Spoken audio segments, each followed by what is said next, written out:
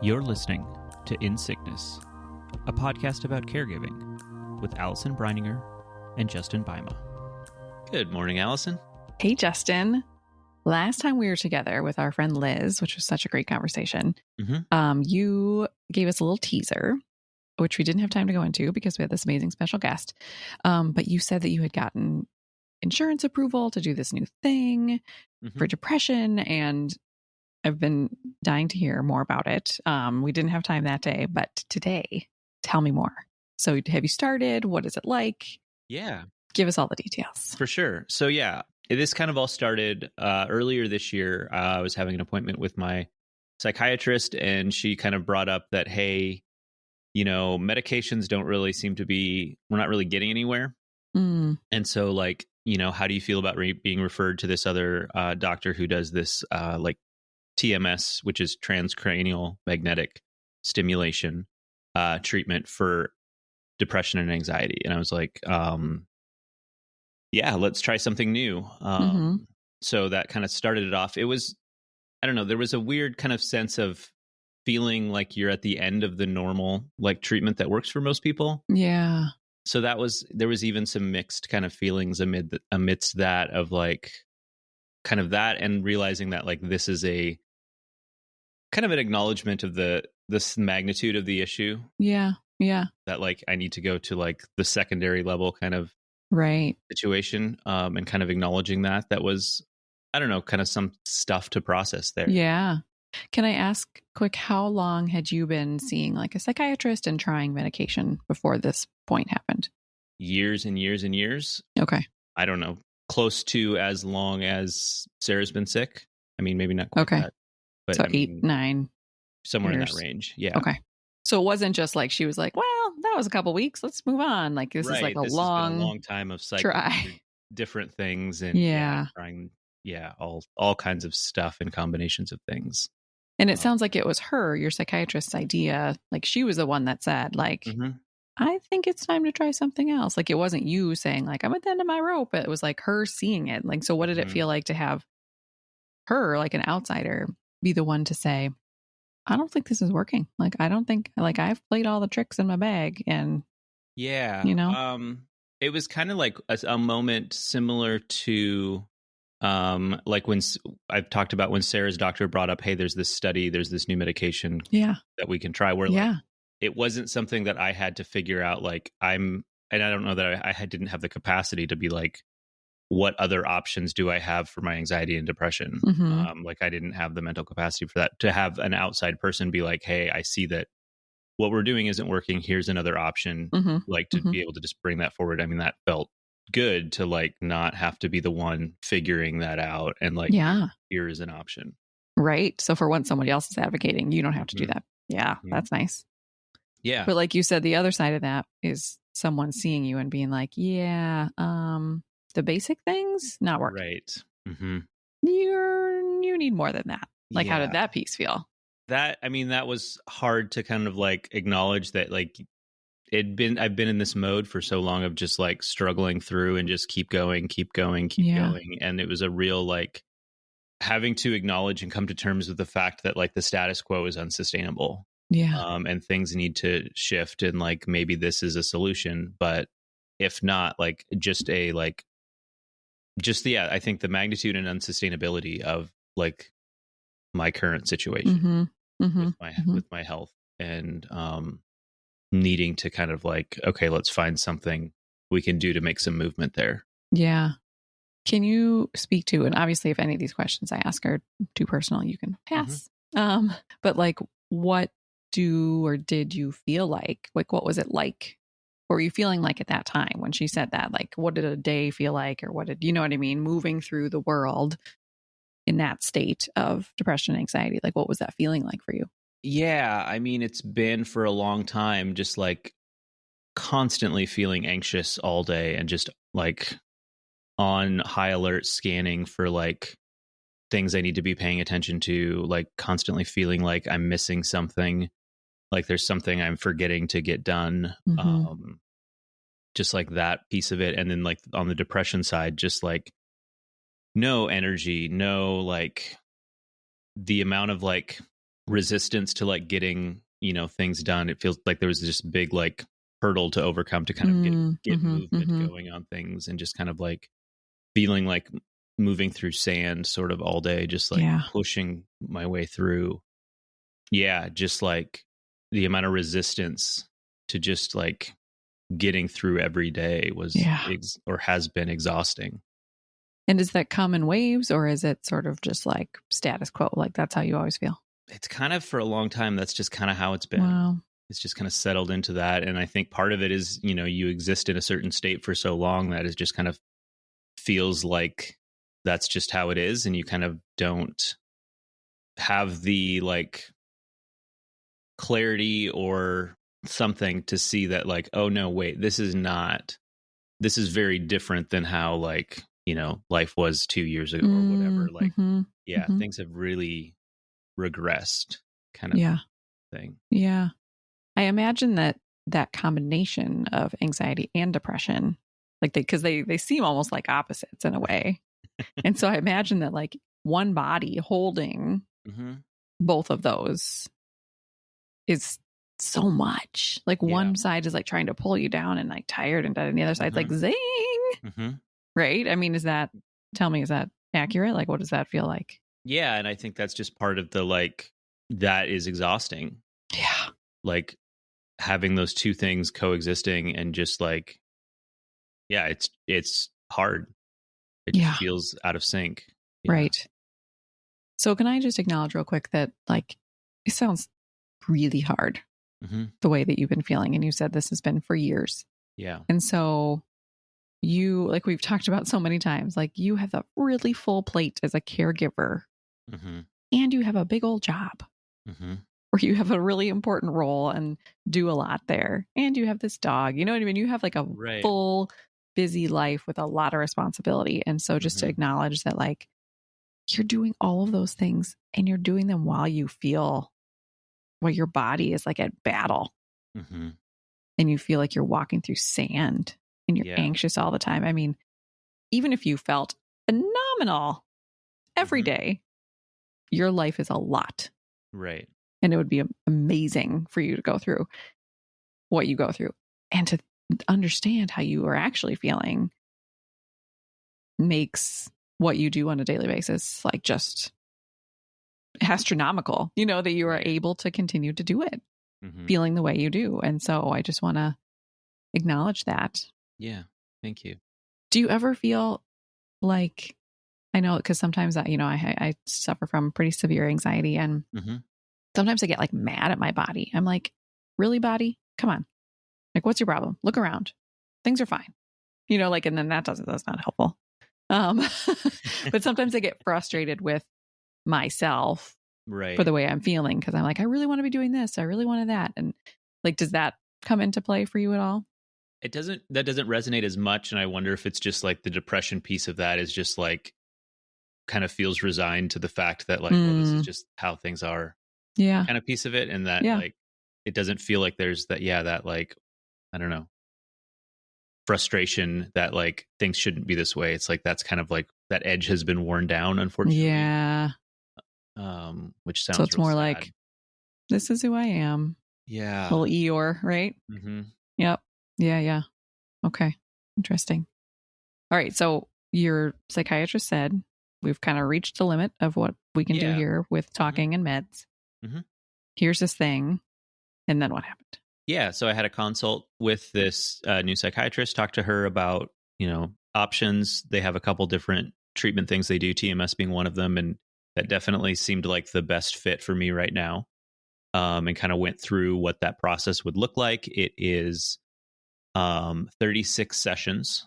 And it starts out 5 days a week until the last like 2 weeks, where you do kind of like an every other day taper situation for the last couple weeks. So it ends up being somewhere in the like 8-ish week range for the total duration. Okay. So it's a big commitment. The advantage to that versus some other things that they do is that I can drive there and back. There's no restrictions on that. Okay. So it's like, yes, I can't deal with needing to coordinate more things in that. Right. Because Sarah isn't able to drive. Right. Right. So like, it felt like a good fit. It felt like this is going to be a lot. This is going to be a challenge. Yep.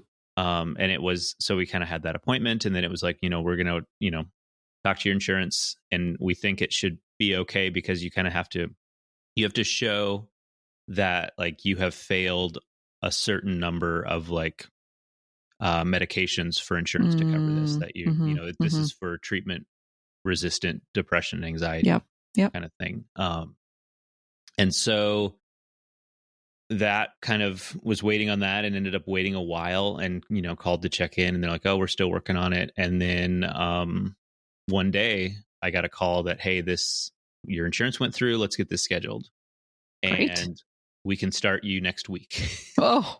So it was a very quick, because I previously in talking to her about it, the impression I got was like, once it's approved, it'll probably be like a month time frame between like when we get that approval and when it starts. Mm-hmm. I was expecting a little bit more like room to kind of like plan or like prepare. Prepare. Exactly. But it was very quick, and like, thankfully from a time perspective, since it is every day, the sessions are 20 minutes, so they're not super long. And I'll get into kind of what that feels like. But it's a 30-minute drive each way, so it's not an insignificant chunk of time every day. Yeah. So fortunately, I was able to get them in the afternoon at 4:00. So like I can leave work an hour early, go do that. And it's not a huge like time disruption from the day as a whole. And it's like very fortunate that I was able to have that flexibility with work and have enough sick time still to make use of that.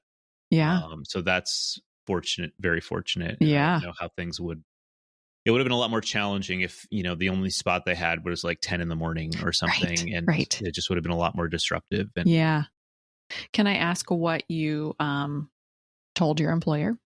I thought about that, and it was just, it's like, I've got a round of medical treatment, and this is kind of like, it's going to be every day for this period of time. I'm going to need to leave work at 3, and like, I've got, I'm going to use sick time for that and kind of thing. And just, I don't foresee any impacts to, my work, and kind of sent that off, and that seemed fine. So it wasn't didn't have to go through any hoops or anything there, which was grateful for. Yes. So so then things got started. And this has been, so today is Saturday. As of yesterday, I finished my 13th session. Okay. So just over a third of the way through right now. Okay.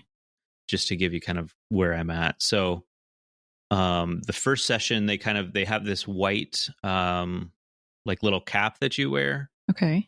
And they take a whole bunch of measurements of like, to center it right on your head. And then they're like measuring from the bridge of your nose to like this point of the back of your head, and finding like a certain point along that. And then from the sides of your head, and they're figuring out where they're going to like place this magnet on each side of your head for this thing. And that's and then, and that took a while, and that was kind of weird just to have someone with like a tape measure all over head. And then they figure out your dose, and it's this, so it's like, I don't know, it's the size of a brick ish. And it's this black kind of thing that sits on top of your head on the side. And it, there's a magnetic pulse that comes out of it. And so what they do then is they have your arm kind of limp, and they figure out the pulse for like when it like makes your fingers twitch. Oof. Is that a good amount or too much? It's interesting sensation. Right. That was kind of weird. And then, so that was one day. And then the next day it's like, okay, we're starting. And, they kind of ramp you up on the intensity over the first couple days, but it feels like, so I sit in this chair, there's a nice big window, which is great. Mm-hmm.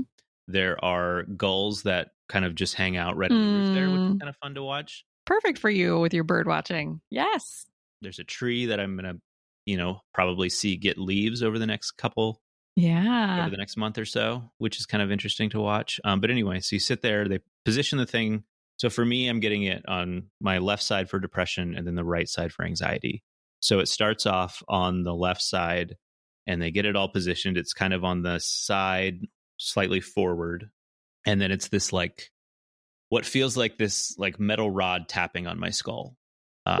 for about 20 minutes. And it's kind of in bursts with a few seconds in between. And then there's kind of another burst, but it's, as it ramped up to now it's at like the full intensity.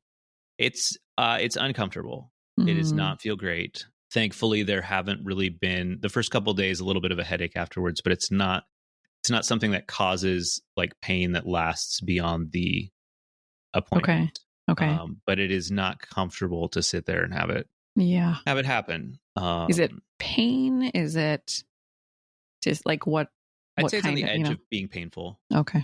Yeah. I mean, like you think about like a metal rod aggressively tapping against your skull. That sounds terrible. It's not a great sensation. Yep. But, one of the things as part of preparing for this, I did a little bit of reading on people's experience with it, and someone, Jenny Lawson, writer, author, funny, wonderful person, has gone through this and wrote a lot about it on her blog. Yeah, and one of the phrases that I've kind of borrowed from her that she uses about it is TMS is painful, but not as painful as depression. That's kind of a like, okay, this hurts, but like, we're doing this for a good reason. Like, kind of to keep it in perspective. So it's 20 minutes on that side. They move it to the other side for anxiety. And that's only 2 minutes, which again, I don't really understand the science behind what's going on, why it is so much longer for one side versus the other. And the anxiety side's a very different tapping sensation. It's much more rapid. It's much more constant. It makes my eye twitch. The whole time? The whole time. It's only 2 minutes on that side, but it's kind of wild. Yeah. And then it's over and I just drive home. Whoa. And I do that every day. And that's my life now. Wow. So, because I can't get past the fact that you said it's like the size of a brick. Yeah. So there's like a brick like attached to your head. Well, resting against it. Yeah.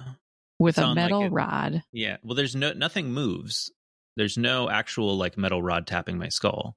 Oh. There's no moving parts. That's just what it feels like, which again, I don't understand how like somehow that's what a magnetic pulse hitting your brain feels like.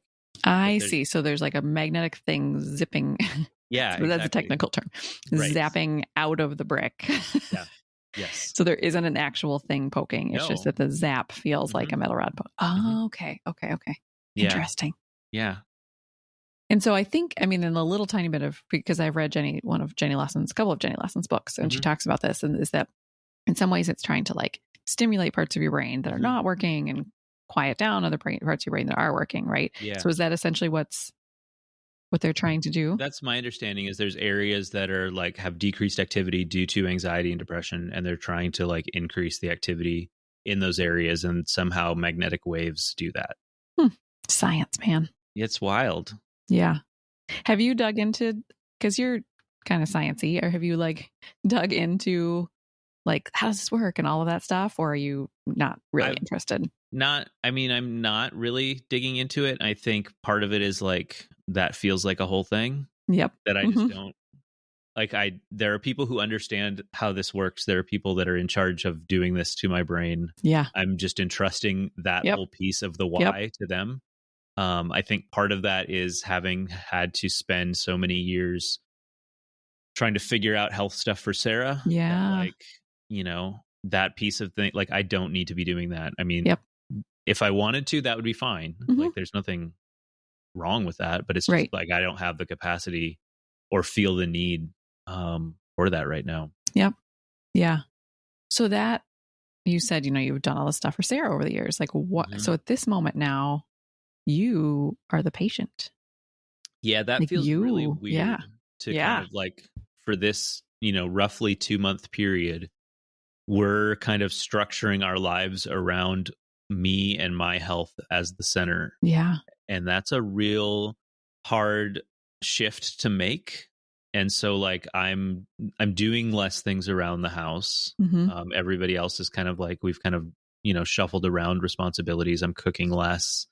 And initially that was kind of a little difficult to be like, well, I can keep doing this thing, or, it's going to be okay. And needing to kind of be like, no, everyone's pitching in to help you. Like, it's okay to like not be the one that feels like they have to make sure all the wheels are still moving. Yeah. And that like, if we don't have a, wonderful meal cooked by me every weeknight, that's okay. That is absolutely okay. That is absolutely okay for this period of time. And so like even Sarah's doing more, which is great. That like one, she's at a place where she's able to, like she's doing more with Mosey. And so that's great. But also like she's been having to spend a lot more time in bed through this because that's her limited amount of energy is being spent on that. And it's clearly been taxing on her. So it's like, it's also not a sustainable, like long-term kind of like situation that we kind of have arranged at the moment. Yeah. It's weird to have things structured around me as the caregiver. You're just not used to being at the center in that way. But I think that it's good in the sense that it's helping me accept help better because it's like, I feel more directly that like, it is okay to accept help right now. It is okay to like ask for help, to be doing less, like, and not that it's not okay at any other time. Like it's absolutely just as appropriate, like at any other point, but it's kind of brought some clarity to that or some necessity to that because it's kind of forcing me into that position a little bit. Right. It's interesting because, I want to hear a little bit more about it if you're feeling any impacts, but the way you describe the way you were typically walking through your days, that person needed a lot of help. That person, like it's a miracle that you were going through your days and doing all the things and cooking a delicious meal for all the people every night, right? That person did. And so it's interesting that sometimes I think we wait for these acute moments. Like, oh, there's a thing now that's happening. Therefore, we need help. Right. When really Justin a month ago really needed some help. But because there wasn't like a thing. Yeah. And I think about that a lot when I think about like, I talk all the time about the IoniCare app and people asking for help. And I think you got to ask for help even on the easy days. Right. Because if you ask for help on the easy days, that helps boost you up a little bit. So that when a hard day comes along, you've got a little more like in you, to get through. But so, I mean, I'm really, really glad that you are asking for help and delegating within your household. And right now, I also just want to acknowledge that like a month ago, Justin probably could have benefited from some delegation as well. Yeah. And something kind of similar, kind of along those lines that kind of was a conscious choice as I went into this is I made a choice to be pretty open about this being a thing that I was going through. Yeah. And like sharing that with friends that, I haven't really talked about my depression or anxiety with. Like, hey, this is something I've been living with for a long time. This is a thing I'm doing kind of, so, kind of situation. And like so telling friends, kind of sharing with family, posting about it on social media kind of stuff and kind of doing that so that one, like, if people can help, like they need to know that something's happening. Right. Like it would have been easier maybe for me to just, I mean, not easier in the sense that like the process would have been easier, but like it would have been easy for me to just like, I'm just going to go through this. I'm not going to talk about it or say anything. And I don't think that it would have been as easy to do in that sense, because one, like people can't help if they don't know that something's happening. Can you say that again? That's a really important sentence. People can't help if they don't know something's happening. Yes. And so, and I think it would have been a lot more lonely and isolating to go through it and be going through this like painful process.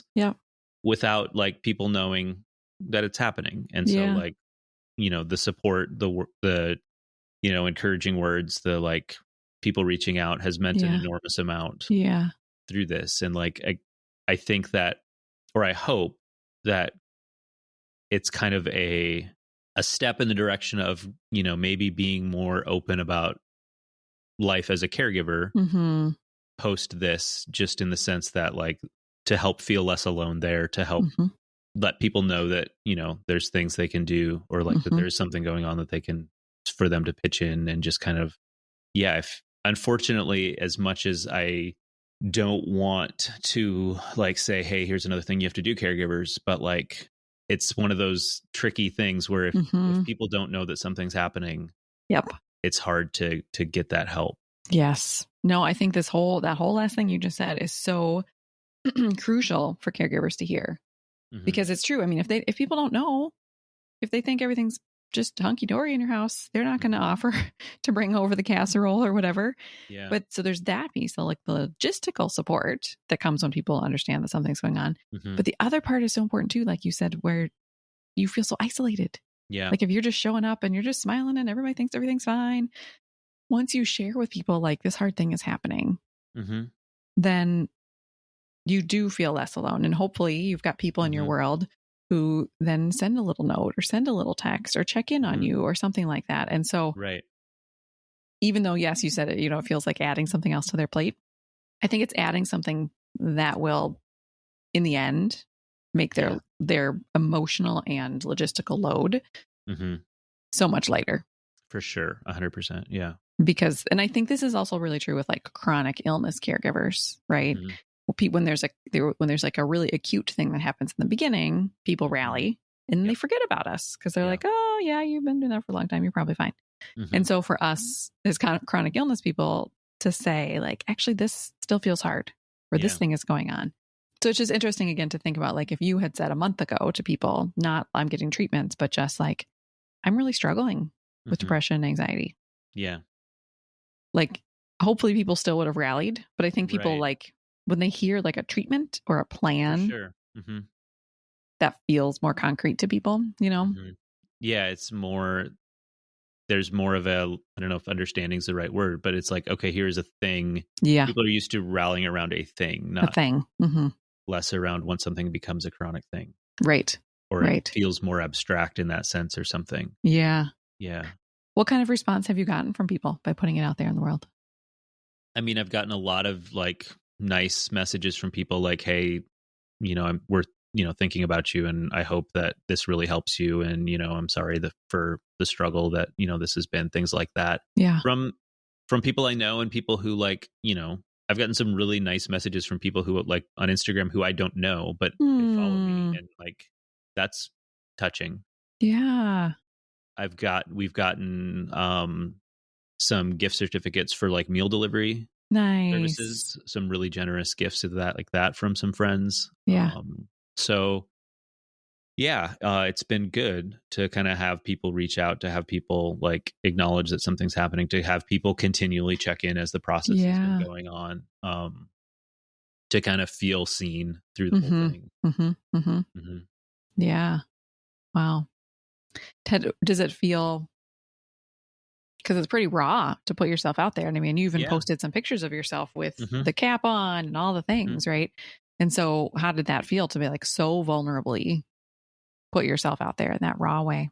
You know, it just, I don't know. Because the other thing, I wanted to like be open about it, because I think that like we need to be more open about mental illness and about that aspect of, you know, health. And there's such a stigma still around, you know, depression, anxiety, other mental illnesses, that like for me, it felt important to be open about it, to kind of like, hey, this is to hopefully, whether that helps someone else be open about it, whether that helps someone else feel like someone else is going through this for whatever, you know, or just like, hey, someone else is talking about this. This is something we can talk about more.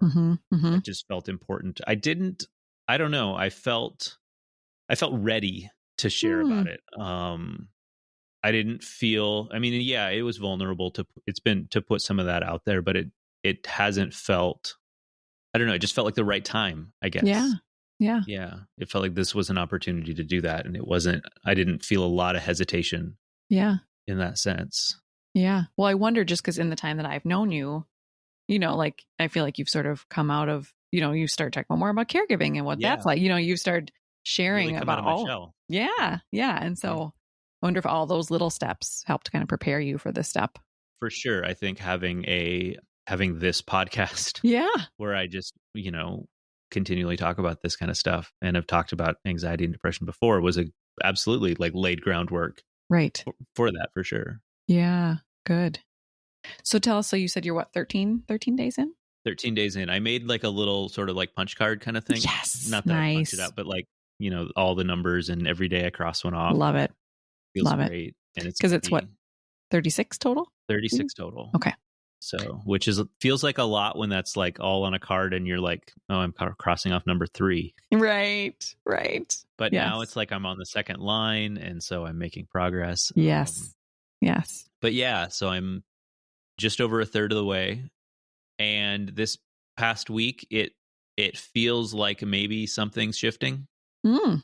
I'm not going to say that like I'm better. I'm not, but like something's different, or it feels like there may be a shift, and maybe it's spring, maybe it's the longer days. Yeah.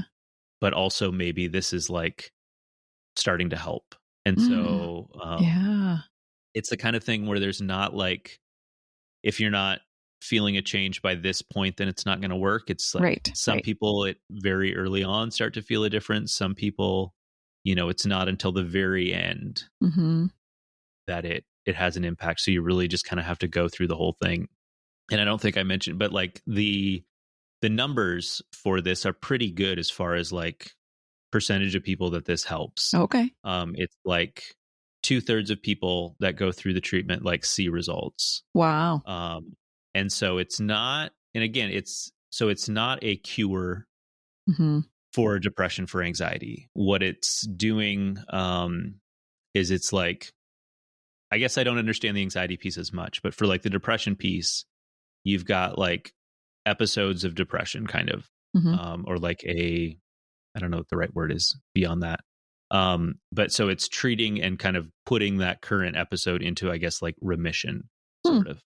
Okay. And so that's not to, so if I come out of this and like feel the weight of depression off of my shoulders, like that's not to say it's never going to come back. Okay. But it also means that like I know that there is a thing that has helped that can help me get through that. Right. So that being said, of the 2/3 of people that this helps, about a third of people like it's totally, puts it into remission, I guess. And the other third, it's like makes a significant dent in it, or it like is a noticeable change in health. Okay. And then there's a third of people, I guess, who it doesn't really help. Okay. So those numbers I think are better than most like medications. Yeah. Anxiety or depression. So I'm hopeful. Yeah, I was just going to say, because we've talked in the past about hope, right? Like when Sarah had that new medication and how hope is like a lovely but dangerous thing, right? So how are you feeling about hope? Yeah, I've been really cautious about it from the start of this like process and hearing of it as an option, just because, for so long, for so many things with Sarah's health, like it's, especially early on, it's like, okay, here's this thing, we're trying this thing. You hope and hope and hope this is going to be the thing. We're going to get back on track. Like life's going to get back to normal. And then it doesn't work. And you have to like pick yourself up off the floor. And then there's another thing. And it's like, okay, this is going to be the thing. And then you just go through that cycle over and over and over, that it's like, it's too painful to get your hopes up. Yeah. And so it's like, you have to be, I don't want to say you have to be realistic, but you have to be cautious, and you have to kind of like protect yourself a little bit, protect your heart. Right. And so, I've been not like super like gung ho hoping that this works kind of thing, but also not like totally like passive either. Yeah. Especially like feeling like things shifting maybe, because that's exciting. Yeah. But it also feels like too soon to say like it's working, to kind of like really get carried away in the emotion of that. Well, even if there's a day where you feel a little better, right? And you're like, maybe it's spring, maybe it's this, in some ways to like not question it. Right. Maybe it is spring. Yeah. Whatever. Who cares? Why? Just enjoy the moment of like, in that moment, you feel a little bit better. Yeah. And to not throw all your, eggs in one basket or whatever, just to be like, oh, wow, this feels good. Yeah. Maybe it's the sun. I don't know. I'll take it. Yeah. 100%. Yeah. Has it felt for you like having Sarah's parents and Sarah and other friends like sort of rally around you and checking in on you and doing extra things for you, like how has that felt? Has that felt kind of lovely to be taken care of for once? Yeah. It's felt really good. Yeah. Oh. Just to kind of feel seen and cared for and valued and just all of those things. That's been really touching. Yeah. Has it, because you said you're always looking around, like looking for the next wrong thing or, Yeah. So for you to not be the one who's like in charge for once, for you to be the one who's the caree and to have other people being like, oh, I've got dinner. Oh, I've got this. Oh, you know what I mean? Like, how has that felt? It's like a weight off. Yeah. And like I think I mentioned earlier, like it was a hard shift to make, to like put that piece of me aside that's like always like based on years of practice or necessity, like being in that role, to put that aside a little bit. Not that I don't trust people or trust that things can happen without me being the one doing it, but it's like having enough trust in the system to like actually try it out and see that it will work, kind of thing. There was a little bit of hesitation, I think, that like, are things going to fall apart? And, obviously, no, they're not. And that's good to see. And I think that I hope that going forward, that's one of the things that I can, regardless of what happens with my depression or anxiety in this treatment, to have been through a situation where like being able to acknowledge that I needed more help, that we needed more help through that experience, to have gotten that additional help, to have had things be okay without me being the one having to do it all or coordinate it all, and to like get through and survive that, I think is an important memory to have for future crises, or not even crises, right?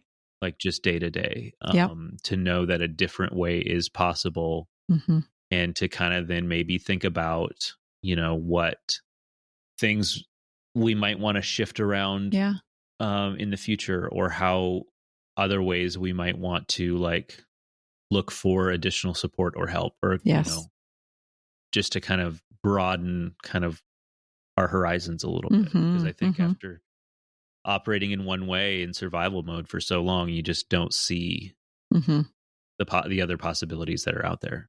Right. I'm so happy for you that you're having this moment. I mean, I wish it wasn't for this reason, but you're having this moment of being cared for. Yeah.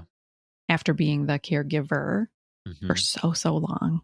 Yeah. And that you are in this lovely moment where you're being held and seen by the people in your house and the people in your community, and your responsibilities around the house are a little less, and people are checking on you. And it just feels like it makes my heart really happy for you that you're getting this moment. And again, I think to go back to what you said earlier, none of that would be happening if you didn't share this with anybody. Right. Right. But that just, even though this is a really hard thing you're going through, that you also get this weight off your shoulders for a minute. You get to step out of your role. I mean, not completely, but at least a little bit, step out of your caregiver role for a little bit, and you get to be cared for. Right. And that is just beautiful. Because you deserve that too.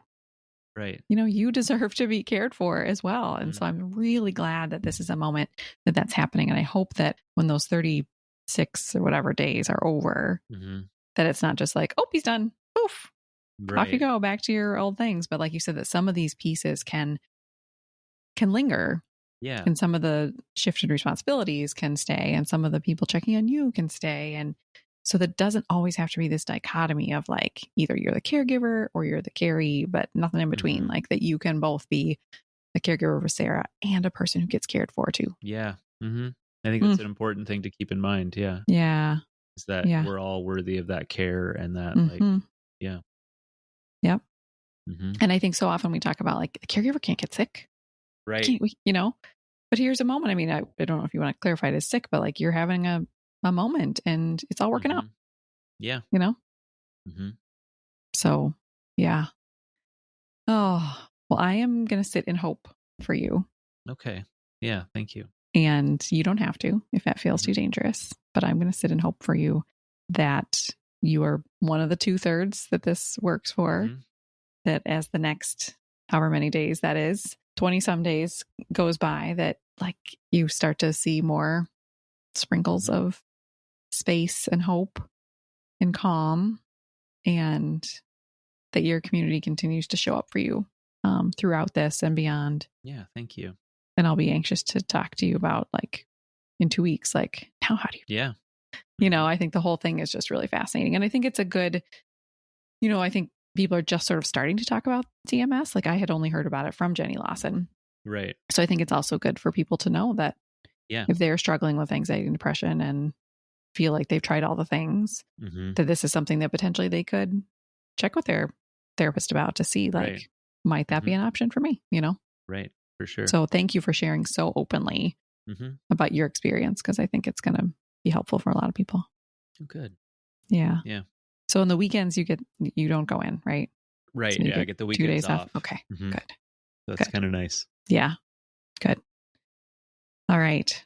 Well, thank you for sharing. Yeah. Thanks for listening. Thanks for asking some good questions. Absolutely. Now, when we see you back in 2 weeks, we'll be able to check in, see how things are going at that point. Yeah. Sounds good. All right. Thanks, friend. Yeah. Thank you. Bye. Bye. You've been listening to In Sickness. Find us online at insickness.care or on Instagram at insicknesspodcast. You can send your questions and comments to insicknesspodcast@gmail.com. If you enjoyed the show, please share it with a friend or fellow caregiver, or leave us a review on Apple Podcasts. Thanks for listening, and take care.